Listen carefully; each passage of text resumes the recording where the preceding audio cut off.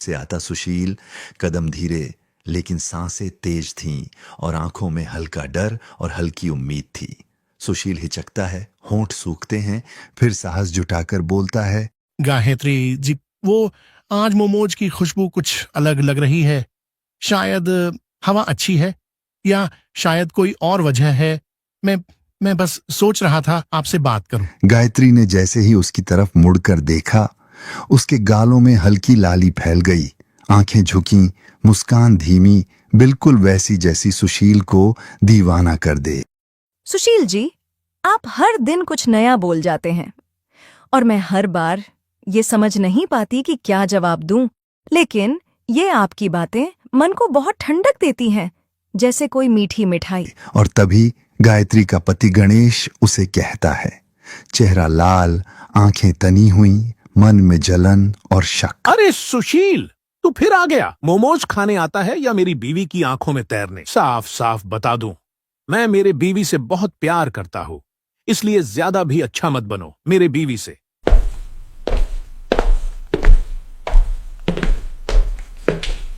अगले दिन झील के पास स्टॉल लगा, हवा ठंडी, पानी शांत, पर तीनों के दिल बेचैन। सुशील फिर आया, क्योंकि प्यार की जीपीएस कभी गलत नहीं रास्ता दिखाती।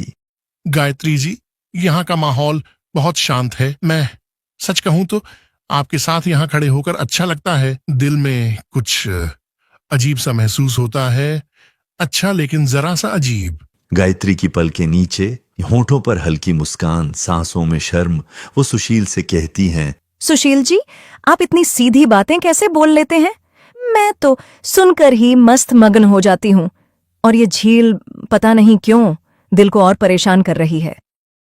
गायत्री, तू झील के पास भी प्यार की हवा बांट रही है क्या? और सुशील, तू इतनी ठंडी हवा में भी अपनी गर्म भावनाएं लेकर क्यों खड़ा रहता है मेरे पास? याद रख, गायत्री मेरी है, मेरी सांस है, और मैं किसी को उसकी तरफ टेढ़ी नजर डालने नहीं दूंगा। रात का चौक, चारों तरफ रोशनी, आवाजें, गाड़ियों का शोर, पर इस भीड़ में तीन दिलों का खेल सबसे बड़ा था। सुशील वहां भी आता है, लेकिन गणेश वहां आसपास नहीं था। गायत्री जी, मैं आपको पसंद करता हूँ, ये बात कहने से डर लगता है, लेकिन रुक भी नहीं पाता। आपकी हंसी, आपकी आवाज दिल में घर कर चुकी है। सुशील जी, ये बातें मेरे दिल को सीधे छू जाती हैं।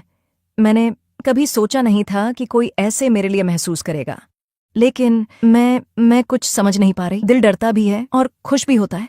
उसी पल गणेश परेशान हुआ आता है, गुस्से में, जैसे कोई हीरो गलत टाइम पर एंट्री मार दे।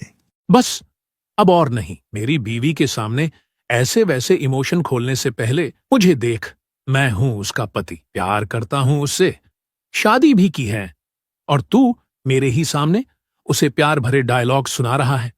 तुझे और कोई नहीं मिली क्या? माना कि वो खूबसूरत है, लेकिन वो पहले से ही मेरी होवी है। बारिश अचानक शुरू हुई, स्टॉल आधा भीग गया, लेकिन इन तीनों की कहानी अब पानी से नहीं, गायत्री को पाने से चल रही थी। बारिश के बीच सुशील आगे बढ़ा, आंखों में हिम्मत, आवाज धीमी पर दिल साफ। गणेश जी, मैं गायत्री जी का सम्मान करता हूँ, लेकिन उनकी मुस्कान मेरे दिल में सच में कुछ जगाती है। मैंने कभी कोई गलत भावना नहीं रखी, बस दिल का हाल कह दिया।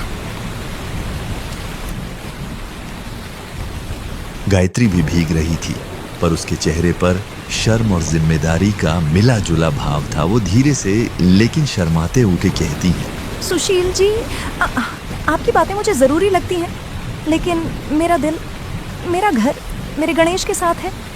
हाँ, आपकी मौजूदगी मुझे खुश करती है, पर प्यार उसका है। अब वही मेरे लिए सब कुछ है, मुझे अब और कोई नहीं चाहिए। गायत्री की बात सुनकर गणेश बारिश में भी उसका गुस्सा भाप बनकर उड़ रहा था, पर पहली बार उसके चेहरे पर नरमी भी दिखी। गायत्री, तू मेरी दुनिया है, मेरी धड़कन। मैंने भी सिर्फ तुमको ही प्यार किया है, किसी और को प्यार नहीं किया तुम्हारे सिवा। सुशील, तूने जो महसूस किया वो गलत नहीं, पर याद रख, प्यार लेना आसान है, निभाना मुश्किल। और मैं अपनी बीवी को ऐसे निभाता हूँ जैसे कोई उसका सच्चा दोस्त, और मैं उससे बहुत खुश हूँ। ठीक है सुशील भाई, तो अब सब क्लियर हो गया। गायत्री तो मेरी ही रहेगी, लेकिन तेरी हालत देखकर मुझे दया भी आती है और हंसी भी। इसीलिए आज से तू हमारा पक्का वाला दोस्त, जब चाहो तब यहाँ मोमोज खाने आओ और बदले में कुछ देने की भी जरूरत नहीं। अरे मैं तो सोच रहा था आज मेरी धुलाई ना हो जाए, और यहाँ तो मुझे मुफ्त में इमोशनल पैकेज मिल गया। गणेश भाई, आप गुस्से में खतरनाक हो लेकिन दिल के बहुत बहुत अच्छे हो। सच सामने था, प्यार साफ था। जब भावनाएं खुल चुकी थीं, बारिश रुकी। द चिट्ठी पर कहानी का असली मजेदार मोड़ अब आया।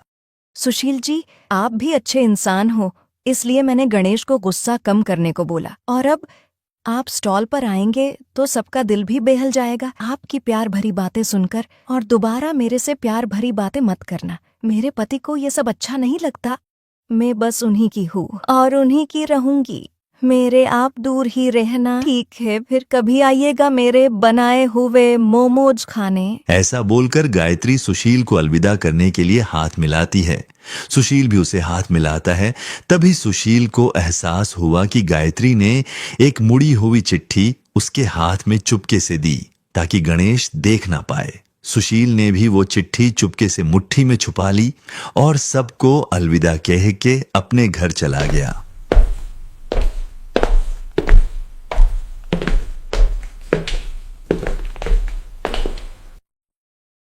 अरे ये भला चिट्ठी गायत्री ने मुझे क्यों दी? चलो अब पढ़ भी लेता हूँ, देखूं तो क्या लिखा है इसमें।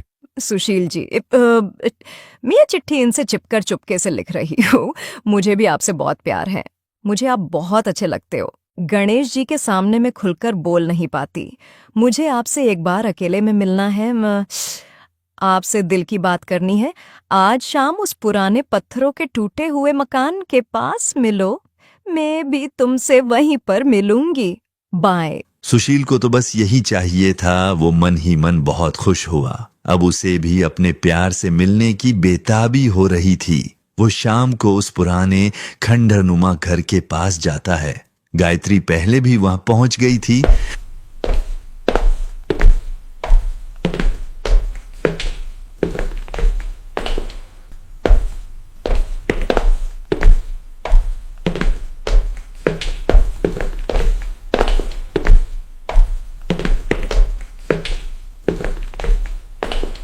अरे गायत्री, तुम गणेश के सामने तो बड़ी कह रही थी कि मेरे से प्यार मत करो और दूर रहो, और अब ये क्या? लेकिन सच कहूं तो मैं तुम्हारी चिट्ठी पढ़कर फुला नहीं समा रहा था। तो क्या कहती हो, बोलो। महीनों की दूरी और इंतजार आज शाम ही खत्म करे। यहाँ कोई नहीं आएगा, जगह भी अच्छी है, बताओ मुझे। हाँ सुशील जी, मुझे अपने बाहों में भर लो, सारी दूरियां यहीं पर मिट